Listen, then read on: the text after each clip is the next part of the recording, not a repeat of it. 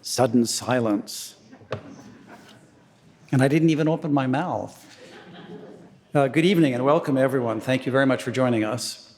My name is Kevin Salatino, and I am the Anne Vogt Fuller and Marion Titus Searle Chair and Curator in the Department of Prints and Drawings. I'm delighted to welcome you to this evening's program, held in conjunction with the exhibition Lines of Connection, Drawing and Printmaking. Support for this program is provided by the Allan McNab Endowed Fund. And as we begin, I'd like to remind everyone to please remember to silence your mobile devices. And now it's my pleasure to introduce tonight's speaker and curator of the exhibition, Jamie Gabbarelli. Jamie is the Prints Trust Associate Curator in Prints and Drawings, where he's responsible for the collection of European works on paper from the 15th to the 18th centuries. His research focuses on the history of printmaking, on artistic exchanges between Italy and Northern Europe, and on the relationship between prints and other media. A native of Assisi, Italy, Jamie is a graduate of Oxford University's Corpus Christi College, holds an MA from the Warburg Institute in London, and a PhD in art history and Renaissance studies from Yale. He is also, I might add, one of the finest curators in America, if not in the world. Now, without further delay, please join me in welcoming Jamie to the stage. Jamie.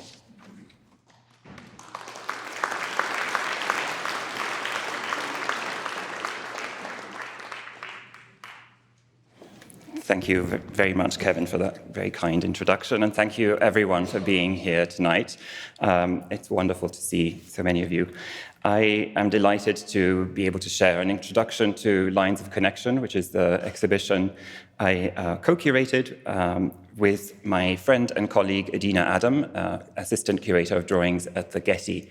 Lines of Connection was always a collaborative project from the very beginning, and a bit of a labor of collaborative love when Adina and I went to visit collections and do research together, looking at the same things at the same time, and discussing them from different viewpoints. So it's truly a collaborative effort. So in the short time we have available this evening, I wanted to present an overview of the exhibition, some of its main themes, but also discuss in some detail some of the examples or little details that I found most fascinating and exciting about the exhibition. So here we go. One of the first works you will encounter as you enter the exhibition is this fascinating, enigmatic drawing by the German painter and printmaker Albrecht Dürer, on loan from the Royal Collection at Windsor Castle. This meticulously finished drawing, made around 1498, depicts three classical-seeming figures seated or reclining in the foreground. In the middle ground, a fourth nude figure rides ashore on a fish, accompanied by two attendants, while in the background, perched on a hill, is a distinctly Northern European hilltop town. This appears to be a preparatory drawing for a print, just like the other works in the same gallery. Indeed, Dürer included his famous AD monogram in the lower center, and the words pupilla augusta, the Latin words for exalted ward, in a banderole in mirror writing, anticipating the reversal that would occur when the drawing would be translated into print. In this case, though, Dürer never turned this captivating design into an engraving. But while its inclusion in the show may seem puzzling, there are other reasons why this particular work seemed like a good introduction to our subject. Dürer borrowed most of the figures, and even the inscription itself, from earlier Italian engravings. Here I've highlighted you in color what he borrowed from where to give you a sense of how he used these disparate printed sources to compose his image. From this and other examples, we know that Dürer often made drawn copies of prints and incorporated quotations from them in his own designs. We don't know why Dürer never turned this captivating designs into a print, but we can only speculate about that. But he was clearly quite attached to it, for he kept it for years and eventually used the hilltop town in another print of St. Anthony that he produced about 20 years later, in which it appears in reverse orientation. The fact that when it came to light in the 19th century, this drawing was kept among Dürer's prints was a further tantalizing detail for us. Dürer's Pupilla Augusta, it turns out, is a rich example of the fluid exchanges between drawing and printmaking that characterized the way early modern artists worked with and on paper. Designing, copying, imitation, reversal, and the back and forth of visual motifs from one medium to the other are all part of the story of drawing and printmaking. And it is this joint story of these intimately related practices that we really wanted to try and tell in lines of connection. Modern scholarship has treated drawing and printmaking as neatly distinct. Typically, we think of drawing as a unique work, a spontaneous, almost unmediated transcription of the gestures of the artist's hand. A print, by contrast, is most often a multiple, a work produced by a machine, the printing press, and the laborious result of a specialized, time-consuming process. And yet, from the very beginning of their shared history, drawing and printmaking have intersected, overlapped, and shaped each other in important ways. For instance, they share a graphic vocabulary of line, hatching, and tone. Drawing was fundamental to the creation of a print, but, as we have seen, prints also generated new drawn works. Sometimes the two media were combined on the same sheet. Sometimes they imitated each other so successfully that they functioned as stand-ins for each other. And perhaps most fundamentally, they shared the same substrate, paper. An ancient Chinese invention brought westward by Arab conquests, paper began to be manufactured in Italy around the year 1235. And by the end of the 1300s, it had become cheap and common enough to be widely available, profoundly altering artists' approach to drawing, designing, and sketching. Of course, drawing as a practice had been around since civilization itself, inhabiting surfaces as different as stone, earthenware, wax, papyrus, and parchment. But the medium as we think of it today, the informal, iterative, fertile pouring of ideas on a sheet that can be easily obtained, transported, preserved, only became possible with the advent of paper. Similarly, many of the techniques involved in underlying printmaking had been known since antiquity. Engraving and etching were part of the toolkit of metalworkers, armors, and goldsmiths. Woodblock printing of patterns on fabric is a similarly ancient practice. But it was only when paper became abundant and affordable that these techniques were adopted by makers of images, creating a new type of artwork, the print as we think of it today. I couldn't resist showing you this famous engraving of a Renaissance printmaker's workshop, which was published around 1590-91, where we are presented with a view of the different stages and activities involved in the making of a print, an early modern print. From engraving the plates, to inking them, to printing, to hanging the fresh impressions up to dry in the back. And yet, drawing is woven even into this most conspicuous celebration of printmaking. It is depicted as the first step in the preparatory drawing held up by a young assistant for the bespectacled engraver to follow, and in turn, as itself a product of print, in the figure of the young apprentice with his quill pen in hand, learning how to draw by copying a print. The idea of this two-way creative feedback between the two media guided how we structured the exhibition and the accompanying catalogue. The exhibition is divided into 4 sections, corresponding to the 4 main types of relationship between drawing and printmaking. We start with drawings for prints, where we examine drawings that were made specifically in preparation for print. Drawings from prints looks at drawn copies and derivations from prints, trying to recover the reasons why so many artists, both young and established, engaged in this practice. The third section looks at printed imitations of drawings and how important this genre was for the development of art history, and how it led to significant and ingenious technical innovations. And finally, the hybrid section presents a diverse group of works that complicate and blur the traditional distinctions between the two mediums. In drawings for prints, we included only the drawings that represent the very final stage of design, before the composition was transferred onto the printing matrix. We were interested in understanding why a preparatory drawing looks the way it does. For example, what are some of the factors that inform the draftsman's choices of material or technique? What were some of the challenges they faced?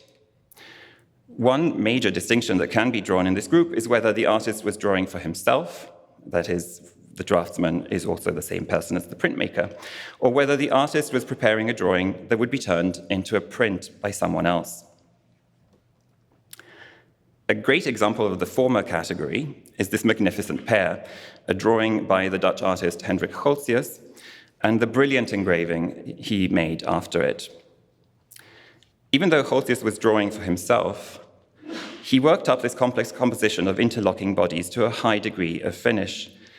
The drawing is meticulously executed, with very firmly defined outlines in pen and ink, and multiple layers of wash deftly applied to study the internal modeling of the figures and the tonal range of the whole image. Goltzius even anticipated the reversal that would take place with printing, which is the reason why Zeus in the upper center is brandishing his lightning bolts with his left hand, and Cupid in the lower foreground also draws the strings of his bow with a left-handed gesture. Because printing flips the orientation, in the engraving, these gestures are carried out with a more commonly dominant right hand. Once he had completed his drawing, Goltzius placed it on top of another sheet that had been covered with chalk, like an early form of carbon paper, and transferred the design to the copper plate by incising its outlines with a blunt metal stylus. The pressure needed to transfer left indentations in the paper, which are most easily visible in raking light, and which can be found on a number of drawings in this section. Intriguingly, even in this carefully planned process, there were elements that Goltzius left unresolved in the drawing. For instance, the landscape visible through the doorway in the background was only summarily sketched in, presumably because Goltzius felt confident that he could improvise this less significant detail directly onto the copper plate. As a result, none of these sketchy lines of the small landscape were incised with the stylus. Incising was amongst the most common transfer techniques, but there were other means to go about it as well. Francisco Goya, for example, who also was drawing for himself, often employed red chalk for his preparatory drawings because it offsets very easily. By pressing a drawing like this one onto a plate coated with a thin layer of wax, the artist could transfer his design directly through pressure. The technique was certainly expedient, and Goya often kept revising details on the plate. And as you see in the etching on the right, we see Goya notably simplifying the background and introducing more space between the bullfighter and the crowd. This beautiful drawing, an allegory of the discovery of America, is a great example of the second category I mentioned, that of the draftsman drawing for a different engraver. It is a particularly interesting case of remote artistic collaboration because Stradanus, the artist who made the drawing, was working in Florence, in Italy, but he sent his design to engravers in the Flemish city of Antwerp, hundreds of miles away. The subject of the newly discovered continent contained lots of details, such as plants and animals, that would have been very unfamiliar to most European people. Here, among other things, which are more or less easy to identify, we see an anteater, a sloth, and a pineapple, for example. To help his engravers understand what they were looking at, Stradanus, in addition to providing a detailed finished drawing, wrote down some additional information about the unfamiliar subject on the back of the sheet. This practice is very common in Stradanus' drawings, but very unusual and rarely seen otherwise. To pick just one example, in the case of the sloth, Stradamus labeled the cute little creature with its Latin name, Pigritia, and writes in Flemish on the verso, and I quote, "Sighs like a fox, climbs on trees, the feet have fingers, because of its big belly, it can move in 15 days only as far as the stone's throw. See Pietro Maffei's History of the Indies," end quote. Now, you might be suspecting rightly that Stradamus himself had never seen a sloth, but he usefully provides a reference to the book in which he had read this information and that he was attempting to visualize in his drawing. And indeed, Pietro Maffei's History of the Indies, which is a description of the peoples, flora, and fauna of the Americas, which had been published in Florence just a year before, contains a description of the sloth with all the same details, including the anecdote of it taking 15 days to move the distance of a stone's throw. Well, I guess I leave it up to you to decide how useful all this information may have been to the engravers, but they certainly got the big belly.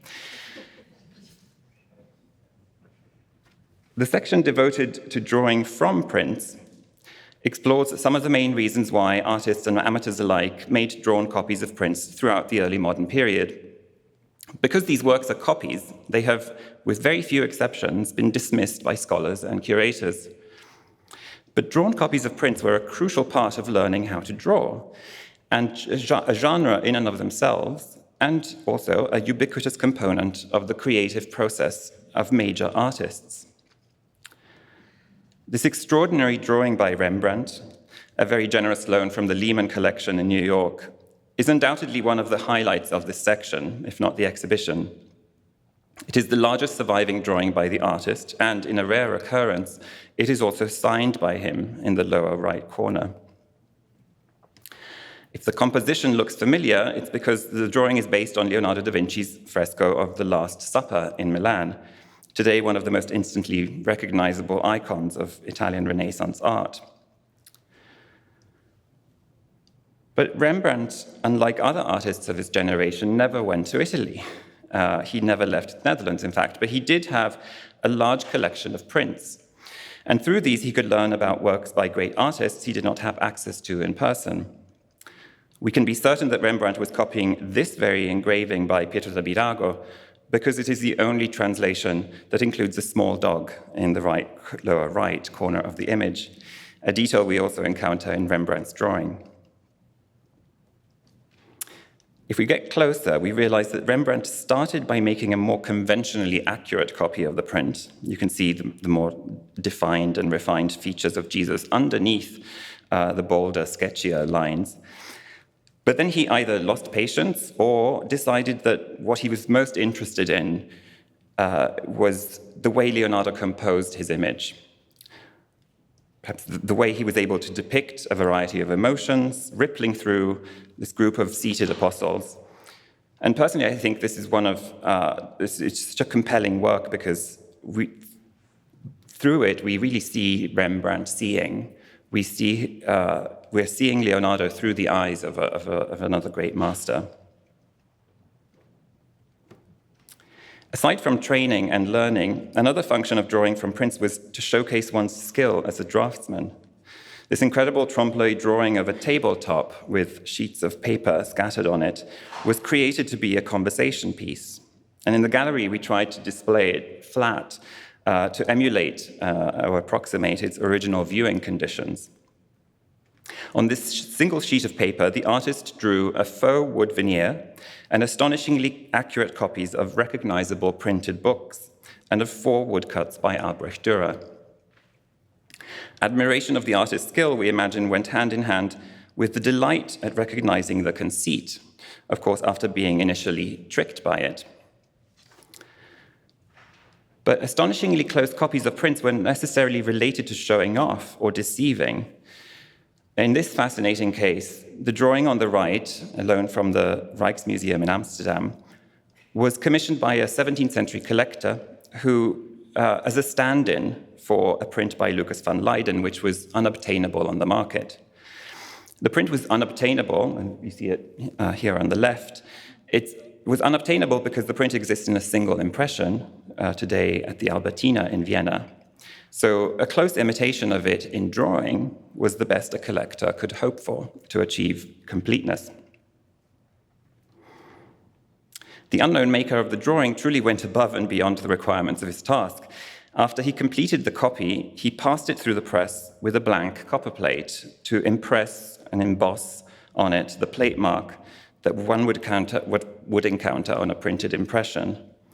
Perhaps it is no wonder that up until very recently, certainly up until the late 90s, the drawing was believed to be a second impression of the print by Lucas, until upon closer inspection, it was recognized to be a deceptive drawing. The section on prints after drawings looks at a genre that has been often misunderstood or treated as less important. It includes prints that were based on drawings that were not made to be translated into prints, as well as prints that attempt to imitate the visual characteristics of drawing. The emergence of this genre of print goes hand in hand with the development of the collecting of drawings as works of art. And because these prints spread information about artists' individual styles, they also contributed to the rise of connoisseurship and of modern art history. One of the earliest examples of this type of print can be seen in the gallery next to the earliest drawing in the exhibition. The detailed etching made in 1640 by Wenceslaus Holler painstakingly imitates a 15th century Italian drawing of a chalice, today in the collection of the British Museum. Holler had been hired by an important English collector, the Earl of Arundel, with the specific aim of documenting and publishing drawings in his vast collection. And that in itself was unprecedented. But so was the amount of information about the drawing that provided in the inscription on Holler's print. It not only specified the drawing's attribution, at the time it was believed to be by Andrea Mantegna, but also the technique, pen, its owner, the Earl, and its physical location, Arundel House in London.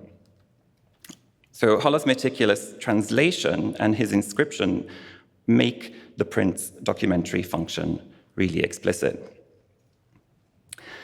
But not every print in this category shares the same approach or function.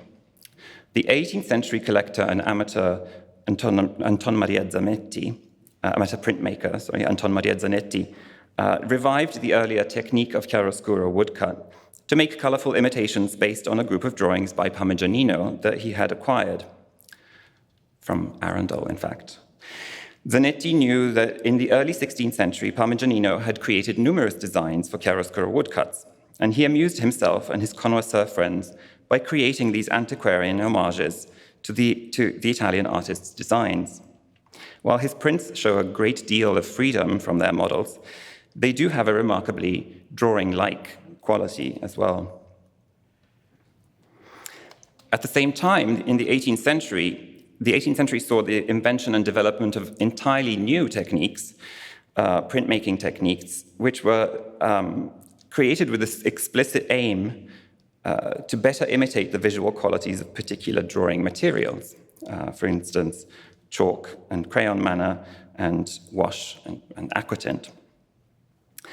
The print on the left is a breathtaking example of the new crayon manner technique, deployed in the imitation of our beautiful double academy drawing by Carle van Loo.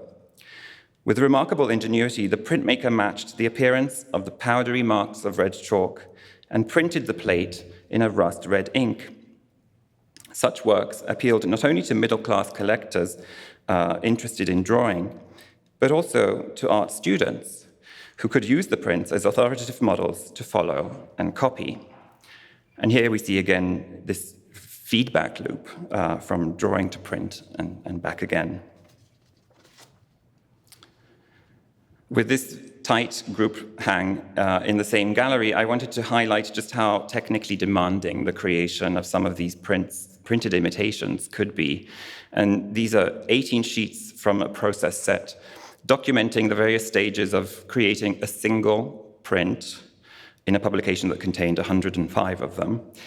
And it's an imitation of a complex drawing by Rembrandt, which featured red and black chalk, pen and ink, brush and wash.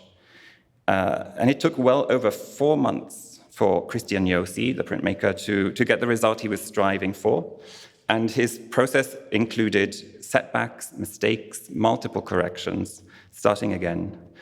And for the truly brave of heart among you, I tried to describe this each step in detail for a blog post on our website, which is linked to the QR code on the object label if you're having trouble sleeping sometimes, perhaps. So finally, the section devoted to hybrids brings together a diverse but fascinating group of works that blur the boundaries between one medium and the other.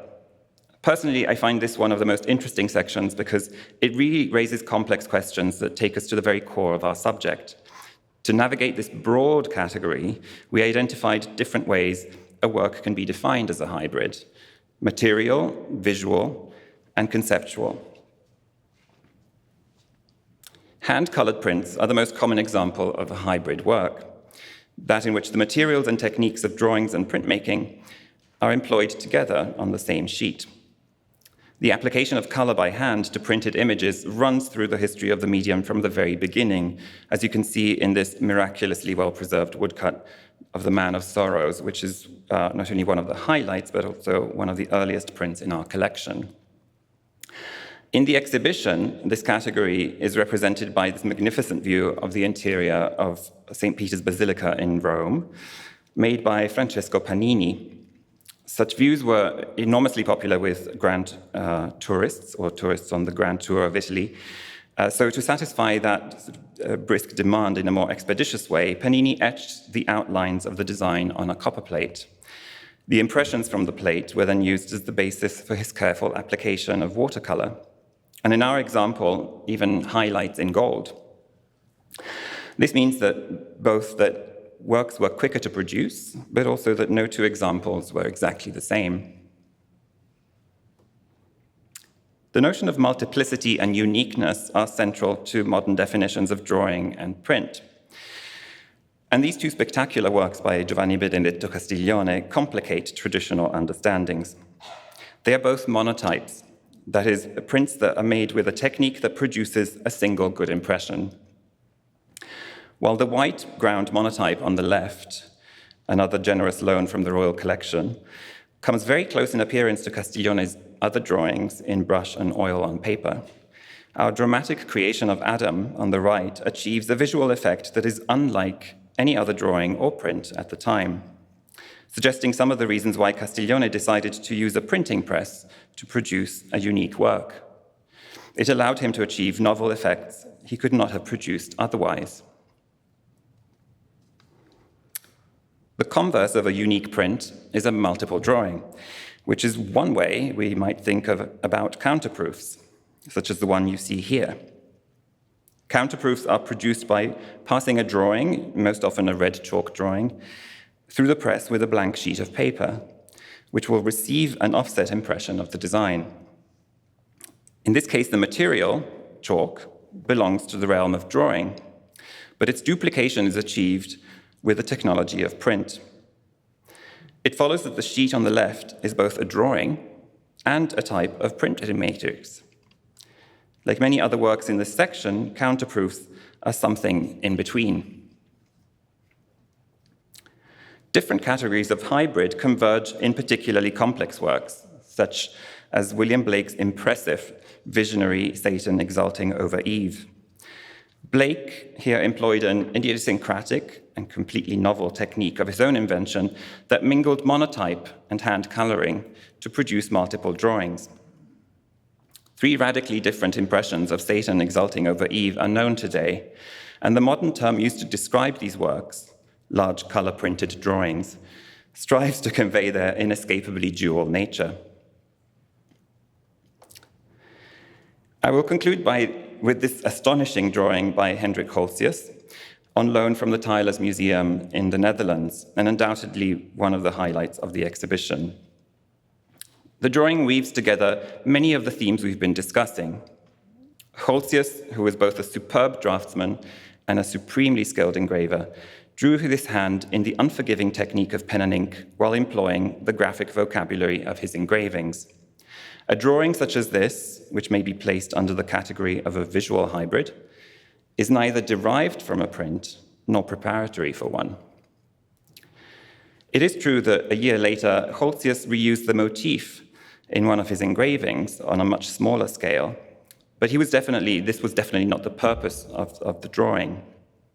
The fact that it is signed and dated suggests that Goltzius conceived of it as a finished, independent work. He probably executed it for a collector, someone who admired the printmaker's abilities and penmanship, or we could say more aptly, his hand. Incidentally, the drawing is sometimes described, I think unconvincingly, as a depiction of Goltzius's own hand. But if that were true, then as a right-handed artist, the only way he could achieve this was by drawing the reflection of his left hand in a mirror to end up with the image of a right hand. So you see where I'm going here with mirroring, reversal, and all these things that connect potentially the drawing back to print. It's really fun to think about, but I don't think ultimately it's more likely that the drawing is the product of invention rather than observation. But there are other more tangible connections to printmaking. A second autograph version of the drawing is also on view in the exhibition. And we are particularly excited that the two sheets could be brought together and shown together for the first time in almost 70 years. Seeing these drawings side by side brings the notion of multiplicity once again to the fore. And in this case, I think that in producing multiple drawings that look like prints, Goltzius must have been reflecting not only on the relationship between these two practices he excelled at, but also about his dual role and identity as an original draftsman and an innovative engraver. More eloquently than any other, the pairing visually encapsulates some of the major themes of the exhibition: the creative feedback loop between drawing and printmaking, their overlapping graphic vocabulary, their porous boundaries, the significance of uniqueness versus multiplicity, spontaneity versus effort, and underpinning it all, the extraordinary level of skill and ingenuity demonstrated by early modern artists who worked on paper. Thank you, and I hope you will enjoy the exhibition, which is on view until June 1st in the Jean and Stephen Goldman galleries adjacent to the lecture hall. Thank you.